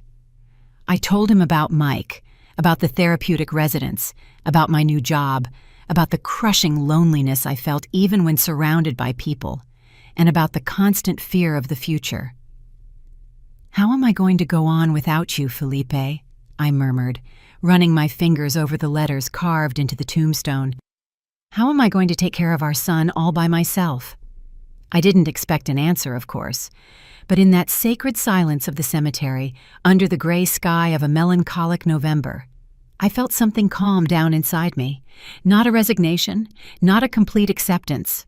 I would never fully accept what had happened, the senseless brutality that took Felipe from us, but maybe a recognition that despite everything, I was surviving. One day after another, one breath after another, I was still here. And as long as I was here, Mike would have someone fighting for him, believing in him, and loving him unconditionally. I visited him that afternoon, as I did every day. To my surprise, he seemed especially lucid, as if he also felt the weight of the date. "A year ago today, isn't it?" he asked when we sat in the residence's garden. "That Dad passed away." I nodded, unable to trust my voice at that moment. "I miss him," Mike continued, his eyes fixed on the flowers swaying gently in the breeze. "Not the Dad I see sometimes in my episodes, but the real Dad, the one who played ball with me in the backyard, who taught me math, who never gave up on me, even when I started getting sick." The tears I had held back at the cemetery finally came, silently running down my cheeks. It was the first time in months that Mike had spoken so clearly about Felipe, distinguishing between the real father and the figure who appeared in his delusions. "I think he would be so proud of you," I finally managed to say, "of how you're handling all this, of how you're trying so hard with your treatment." A sad smile touched my son's lips. Maybe. Or maybe he'd be sad to see what I became, mentally ill, institutionalized, with no future, no— "Don't talk like that," I interrupted, grabbing his hands. "You have a future, Mike, a different one than we imagined before, maybe, but a future. And you have me. You'll always have me." He squeezed my hands back, a gesture so simple, but so meaningful at that moment. For a brief but precious instant, we were just a mother and son sharing a pain and supporting each other. Not a woman visiting a psychiatric patient. Not a young man trying to distinguish between reality and hallucination. Just us, family. What was left of the family we once were? The months turned into years. 1997 gave way to 1998, then to 1999. Mike remained at the therapeutic residence, with ups and downs in his treatment. There were periods of admirable stability when he would actively participate in workshops, develop relationships with other residents, and even show interest in resuming some studies. And there were crises, some so severe that they required temporary hospitalization in more intensive clinics.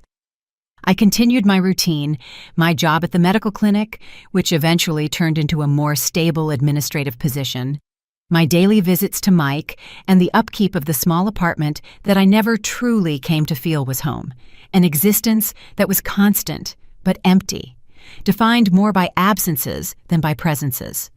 The turn of the millennium brought innovations in the treatment of schizophrenia, more effective medications with fewer side effects, innovative therapeutic approaches, and a greater understanding of the disease, its mechanisms, and how to manage it in a more humane and efficient way.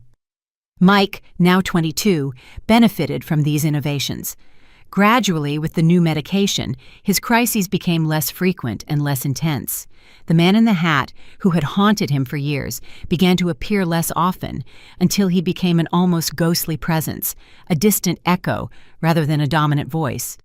In 2001, something unexpected happened. The therapeutic residents started a partial reintegration program. More stable patients could spend a few days a week outside the institution in controlled family environments as part of the process of readapting to community life. Mike was one of the first to be selected. "He's ready," his psychiatrist, Dr. Williams, who had been following his case for years, stated. "He still needs supervision. He'll still have bad days. He still needs a structured environment, but he can benefit from more time at home, more autonomy, and a more consistent connection with the outside world." I can't describe the mix of emotions I felt. Joy, hope, but also a paralyzing fear. What if he had a severe crisis while he was in my care? What if the triggers at home were too strong? What if I couldn't protect him, just like I couldn't protect him that terrible night with the pocket knife years ago? But above all was the deep desire to have my son back, even if it was only partially, even if it was under controlled conditions, to make him breakfast, to watch TV together at night, to create new memories that weren't limited by the institutional walls of the residence. And so, in September of 2001, Mike began spending weekends at home. From Friday night to Sunday afternoon, a nurse from the residence would bring him on Friday and pick him up on Sunday, ensuring that the transition was smooth, that his medication was taken correctly, and that any signs of decompensation were identified early. They were precious weekends despite the challenges. Mike still had moments of disconnection, still occasionally talked to invisible interlocutors, and still needed rigid routines and calm environments.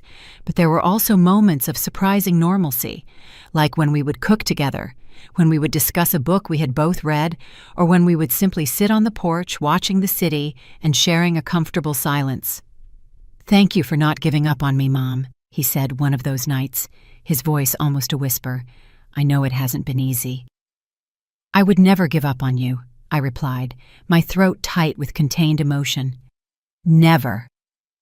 The arrangement worked well enough that in 2003, it was expanded.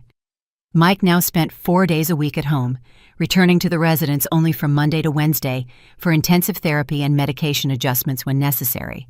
It was almost like having him back, almost like rebuilding a version of the family life I thought I had lost forever. It wasn't perfect, of course. There were relapses, days when he would lock himself in his room, refusing to eat or talk, and days when his gaze would become distant again, his voice mechanical. There were significant limitations on what we could do, what places we could go, and what people we could interact with.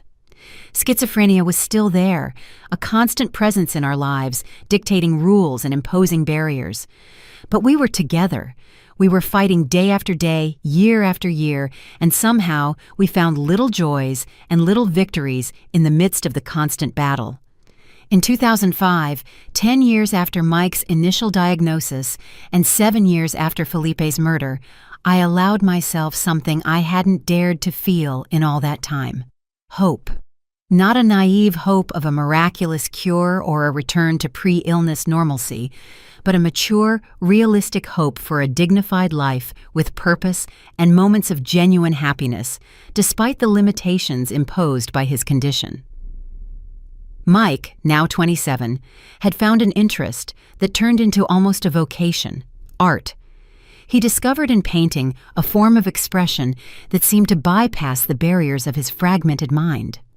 His abstract paintings, intensely colored, often disturbing, but always magnetic, began to attract attention, not just from the residence's therapists, but also from visitors and other professionals. A small exhibition was organized at the city's cultural center. It was called Extraordinary Minds, featuring works by psychiatric patients from various institutions in Dallas. Mike's paintings took up an entire wall, standing out for their surprisingly refined technique, their distinctive color palette, and the almost palpable energy they emanated. I was there on opening night, watching from a distance as my son, dressed in a button-down shirt I had bought especially for the occasion, talked with visitors, explained his creative process, and received compliments with a mix of shyness and pride. At times, it was impossible to distinguish him from any other young, up-and-coming artist. There were no external signs of the disease that was consuming him on the inside. There was nothing to suggest the daily battles he fought just to stay connected to reality. That night, on the way home in a taxi, Mike would return to the residence with the therapeutic companions who supervised the event. I allowed myself to cry. Not tears of sadness or despair like so many I had shed over the years, but tears of a pride so intense that it physically ached in my chest. My son, against all odds, had found a voice, a way to communicate with the world, to transform the chaos in his mind into something tangible, something beautiful, something that touched other people. The disease had not completely defeated him. There were spaces where he could still flourish and still truly be himself. And I, who for so many years saw myself only as a caregiver, a support, a safety net, now allowed myself a new role, that of a proud mother celebrating her son's achievements, no matter how different they were from what I had once dreamed for him. Life would continue to be difficult, of course. There would be more crises, more hospitalizations, and more moments of despair. Schizophrenia is not a condition that simply disappears, even with the best treatment available. And Felipe's absence, that pain that became a part of me, like a scar that never completely fades, would still be felt on every birthday, every Christmas, every significant moment he wasn't there to share. But maybe, just maybe, there was room for more than just survival. Maybe there was a possibility for small joys, for purpose, for meaning, even in the midst of the ruins of what was once our life. And it was with that thought, not exactly hopeful, but at least not completely somber, that I kept going day after day, year after year by my son's side, facing the challenges that a cruel destiny had imposed on us together, finding beauty where we could, creating meaning from the chaos, and refusing to let tragedy have the last word in our story. It was in October of 2008 that my life took another unexpected turn.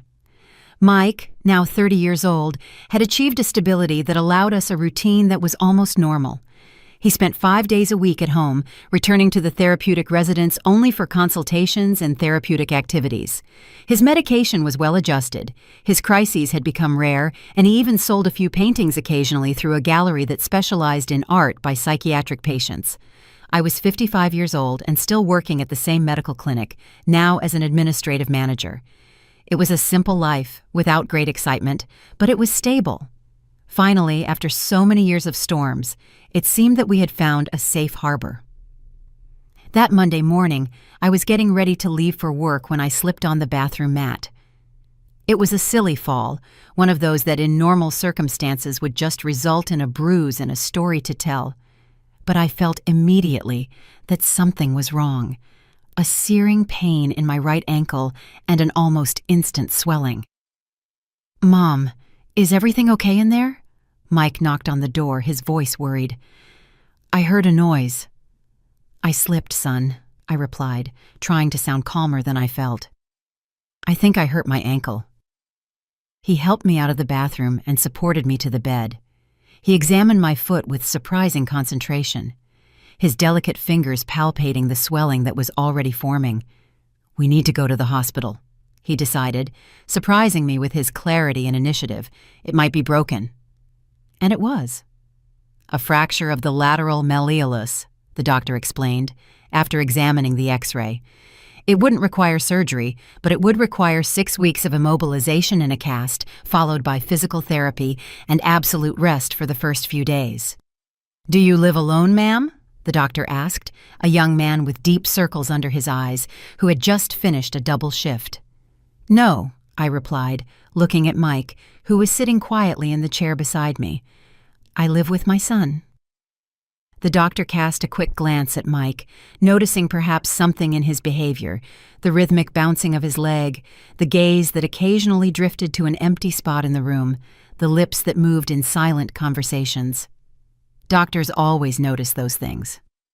"And is there anyone else who can help you in these first few days?" he insisted, his tone implying his doubt about Mike's ability to take care of me. "I have friends," I lied. I didn't really have any. Years of caring for a schizophrenic son had shrunk my social circle to almost nothing. "And I can hire someone if I need to." The doctor nodded, not entirely convinced. "I strongly recommend that you have help in the first few days. At the very least, you won't be able to put any weight on your foot. You'll need help with basic tasks like bathing and preparing meals." We left the hospital with my foot in a cast, a prescription for painkillers, and a brochure with instructions on how to care for the cast. Mike held my arm firmly as I balanced on the ill-fitting crutches, guiding me to the taxi that would take us home. "I'm going to take care of you, Mom," he said as the car drove through the streets of Dallas. It wasn't the promise of an adult son to his elderly mother, but almost like a child determined to show that he was capable of a responsibility too big for his shoulders. "Thank you, son," I replied, my throat tight with a mixture of gratitude and worry. How much could he really do? For how long would his condition allow him to take on the role of caregiver when for so many years he had been the one who needed care? The first few days went by surprisingly well. Mike was attentive, dedicated, and almost meticulous in following the doctor's instructions. He helped me to the bathroom, prepared simple meals, and religiously checked the times for my medications. I called work, explained the situation, and was granted a 3-week medical leave. Dr. Williams, Mike's psychiatrist, made a house call when she found out about the accident, an extraordinary gesture that showed the special bond she had developed with us over the years. "How are you two managing?" she asked after examining my ankle and approving the care we were taking. "Surprisingly well," I confessed. "Mike has been wonderful. I barely recognized my son in these last few days." She smiled, but her eyes revealed a professional concern that did not escape my notice. "That's good, but we need to be vigilant," she said in a low voice, while Mike was in the kitchen preparing tea for us. "This sudden change in roles, from patient to caregiver, can be stressful for him, even if he doesn't show it now. And stress is one of the main triggers for relapses in cases of schizophrenia." "What do you suggest?" I asked, feeling the familiar tightening in my chest that accompanied any conversation about potential crises. "I'm going to increase our sessions to twice a week, right here at home to make it easier. And I strongly suggest you consider outside help, a nurse for a few hours a day maybe, not only to help you, but to relieve the pressure on Mike." I promised to think about it, even though I knew our finances were tight. The medical insurance would cover part of the physical therapy, but a private nurse would be a luxury we could hardly afford. The second week with the cast brought the first changes in Mike's behavior, subtle at first, a forgetfulness here, an irritability there. Nothing alarming, just signs of fatigue, I thought. Anyone would be exhausted taking care of someone 24 hours a day. It was on Thursday of that week that I noticed something more worrying. I woke up in the middle of the night, feeling thirsty, and called for Mike to help me get some water. There was no answer. I shuffled to the bedroom door, leaning on my crutches, and saw him sitting in the dark living room, having an animated conversation with someone who wasn't there. "But you don't understand," he was saying, gesturing to the empty sofa. "She depends on me now. I can't just—" He stopped abruptly when he noticed my presence. He turned around with a sharp movement, his eyes wide and reflecting the little light coming from the street. "Mom," he said, his voice strangely normal, as if he hadn't just been caught talking to the air. "Do you need something?" "Just a little water," I replied, pretending not to have seen or heard anything. Years of living with the disease had taught me when to confront and when to pretend. "I'm sorry to wake you." He got up, solicitous, and went to the kitchen to get the water. I watched his movements, looking for other signs of decompensation. His hands were trembling, his steps were irregular, and his posture was too tense. He seemed normal, but I knew that appearances could be deceiving when it came to schizophrenia. The calm exterior often hides an internal storm. In the following days, the episodes became more frequent and more difficult to ignore. Mike would spend long periods talking to himself in the bathroom with the faucet running to disguise the sound. He would forget simple tasks like giving me my medication or preparing meals. One night, I found him in the kitchen at 3 a.m, all the cabinets open and dishes scattered on the floor. "I'm looking for the cameras," he explained when I asked what he was doing. "They're watching us, Mom. They want to know if I'm taking good care of you." I called Dr. Williams the next morning.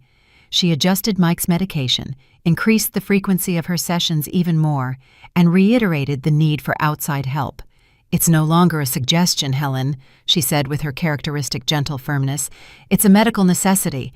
Mike is decompensating under the pressure. We need to relieve that before he goes into a full-blown crisis." I finally gave in. I used a part of the savings I had set aside for emergencies. Ironically, a fund I had always thought would be used for one of Mike's crises, not to pay someone to take care of me, and hired a certified nursing assistant to come for 4 hours a day. Sylvia was a robust, middle-aged woman with calloused hands and an easy smile. She had experience with psychiatric patients, which made her doubly valuable in our situation. Not only did she take care of me, bathing, dressing changes, small exercises to prevent muscle atrophy, but she also knew how to deal with Mike on his bad days. "Is everything okay, sweetie?" she would say when she caught him talking to his hallucinations. "Want to tell me what's bothering you today?" And surprisingly, he would often tell her, as if Sylvia's presence, someone from outside, not burdened by the emotional weight of being his mother, created a safe space for him to admit his fears and his confusion. "The man in the hat came back," he confessed one afternoon while Sylvia was changing my dressing. "He says I'm not taking good care of my mom, that she's going to die because of me, like my dad died." My heart ached when I heard that. After all these years, Mike still carried the guilt for Felipe's death. He still believed, on some level, that he could have prevented the tragedy. Sylvia didn't miss a beat. "And do you believe him?" she asked casually, as if she were discussing the weather. "Sometimes," he admitted finally, "when I'm really tired." "Well, I think the man in the hat doesn't know what he's talking about," Sylvia replied, finishing the bandage with a gentle pat on my leg. "I've never seen a son take such good care of his mother as you do, and I've worked in a lot of homes." I saw something change in Mike's face, a relaxation, a decrease in the tension that had been building up in the last few days. Just a few simple, non-judgmental words from someone he didn't need to protect emotionally. It was in that moment that I realized our mother-son dynamic, as loving as it was also part of the problem. Mike felt responsible not only for my physical care, but for my emotional well-being. He was trying to hide his struggles, his voices, and his fears so he wouldn't worry me, which only increased his internal pressure. Sylvia's presence created an escape valve, a third point in our closed system that allowed for the release of accumulated tension. In the following weeks, with her help for 4 hours a day and frequent visits from Dr. Williams, we managed to establish a fragile but functional balance. My ankle gradually improved. After 6 weeks, the cast was removed, revealing pale, dry skin and a limb that was noticeably thinner from inactivity. I started physical therapy 3 times a week, using a special transport for people with reduced mobility that the city's social services provided. With every small step of progress, the first step without crutches, the first time I could bathe myself, the day I went back to work, initially part-time, Mike also seemed to get a little better, as if my physical recovery was somehow linked to his mental stability. We continued with Sylvia's help, even after my physical recovery was well underway, 2 hours a day, 3 times a week, just enough to give Mike some time to himself, a break from the constant responsibility he felt for me. It was during one of those afternoons, almost 4 months after my fall, that something extraordinary happened. I came home early from physical therapy. The therapist had had an emergency and ended the session halfway through. I opened the door silently, not wanting to interrupt in case Mike was in the middle of one of his painting sessions, which required absolute concentration. The living room was empty, but I heard voices coming from the kitchen. I approached slowly, leaning lightly on the cane that had now replaced my crutches, and heard, "And then," she said, "my painting was visceral and cathartic." Mike was talking, his voice animated in a way I rarely heard. I'm not sure I understood exactly what it means, but by the way she said it, it was a compliment. Of course it was a compliment, Sylvia's voice replied, followed by the sound of dishes being handled. That blue painting you showed me gives you goosebumps. You can really feel the emotion jumping off the canvas. I stopped in the doorway, watching the scene unnoticed. Mike and Sylvia were side by side at the kitchen counter, preparing some kind of dough. Flour partially covered his face, and Sylvia had a dish towel thrown over her shoulder. They seemed so normal, like two friends cooking together, laughing and talking about art and life. "Do you think I could have an exhibition all my own one day?" Mike asked, his voice suddenly shy and vulnerable. "Not just those art shows for patients, but a real one in a normal gallery?" "And why couldn't you?" Sylvia replied, giving him a light nudge. "You have talent to spare, and look, my nephew works at a small gallery in the Heights neighborhood. I can talk to him, see if he'll come take a look at your paintings." Mike's face lit up with a hope so pure, so genuine, that I felt tears in my eyes. I silently backed away, deciding to circle back around and come in making more noise, announcing my arrival. That moment was too precious to be interrupted, that simple human connection that my son so rarely managed to establish with people outside his medical and therapeutic circle. In the months that followed, Sylvia became more than a caregiver. She became a friend, almost a part of the family. Her nephew Leonardo did come to see Mike's paintings and was impressed enough to organize a small exhibition at the gallery where he worked. Contemporary art from the Southwest was what he called the works, without any mention of Mike's condition. Just art, judged on its own merit. The opening was in July of 2009, on a cool summer night in Dallas, a small, intimate event with cheap wine and simple appetizers. But for us, it was like the most spectacular gala night in the world. Mike, nervous but determined, wore the blue shirt that had been Felipe's, carefully kept all these years. I wore a new dress, the first one I had bought in years, and I even treated myself to a trip to the hair salon. As I walked into the gallery and saw Mike's paintings hanging on the white walls, lit by spotlights, labeled with his full name and titles he had chosen himself, something permanently changed in our dynamic. We were no longer just the overprotective mother and the sick son. We were Helen and Michael Lopez, a proud woman and a rising artist. 3 paintings were sold that night, one of them to an art professor from the University of Texas at Dallas, who had no idea that the artist whose work he admired lived with schizophrenia. "There's a dreamlike quality to his work," he told Mike, who was listening intently, his hands trembling slightly with the mix of emotion and nervousness. "A certain depersonalization that reminds me of Magritte, but with a more intense, almost feverish palette. It's fascinating."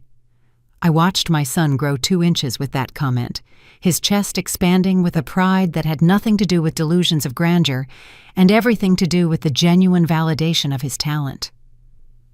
On the way home in the taxi, Mike would return to the residence with the therapeutic companions who supervised the event. He was silent for several minutes, looking out the window at the city lights reflecting on his thoughtful face. "You know, Mom," he said finally, his voice low but firm, "I think Dad would have enjoyed tonight." I swallowed the lump in my throat before answering. "I'm sure he would have, son. Absolutely sure." It was a turning point in our lives. The fall that initially seemed like a minor catastrophe, adding to all the major tragedies we had already faced, ended up being a blessing in disguise, a detour on the road that led us to landscapes we never would have discovered otherwise.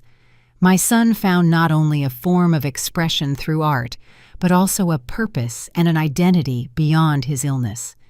I found the courage to loosen the reins a little, to trust that the world could sometimes be gentle with him, and that people like Sylvia and Leonardo existed, and could see beyond medical labels. Schizophrenia didn't disappear, of course. There were still bad days, occasional crises, and medication adjustments. The man in the hat still appeared in moments of great stress, but now we shared the burden. Not just between the 2 of us, but with a small network of support that grew organically. Sylvia, Leonardo, other artists from the gallery, and a group for expressive therapy that Mike started attending. Today, sitting in this rocking chair, looking at the walls of my living room, which are decorated with my son's paintings, some he insisted I keep, others I bought at his exhibitions, proud as any mother would be, I think about how life takes unpredictable turns. That fall in the bathroom, which seemed like a minor tragedy on top of all the major tragedies we had already faced, ended up being a disguised blessing, a detour that led us to landscapes we never would have discovered otherwise. Mike is 47 years old now. He still lives with schizophrenia, still has his limitations, and still needs some supervision and support. But he is also a recognized artist in specialized circles. He gives occasional talks on art and mental health. He has a small circle of friends and a life I never imagined was possible in those dark days of initial diagnosis, hospitalizations, and violent crises. And I am here, at 72, sharing this story with you, maybe to give hope to other parents who are facing the diagnosis of a beloved child. Maybe to show that the stories of families affected by severe mental illness don't always end in tragedy. Or maybe just because after so many years of keeping this story inside me, I feel it's time to let it out, to transform it into something that can somehow help others. If you've made it this far, my dear, I want to thank you from the bottom of my heart. I know it wasn't an easy story to hear, but I hope you found something useful in it, something that resonates with your own journey, whatever it may be. Before I say goodbye, I'd like to ask for a small favor. If this story touched your heart in any way, please give it a like. Subscribe to the Voices of May channel so you don't miss our next life stories. And tell me in the comments what part of the country you're watching me from. This old lady sends you a tight hug, full of love. And remember, no matter how dark the night, the sun always rises again.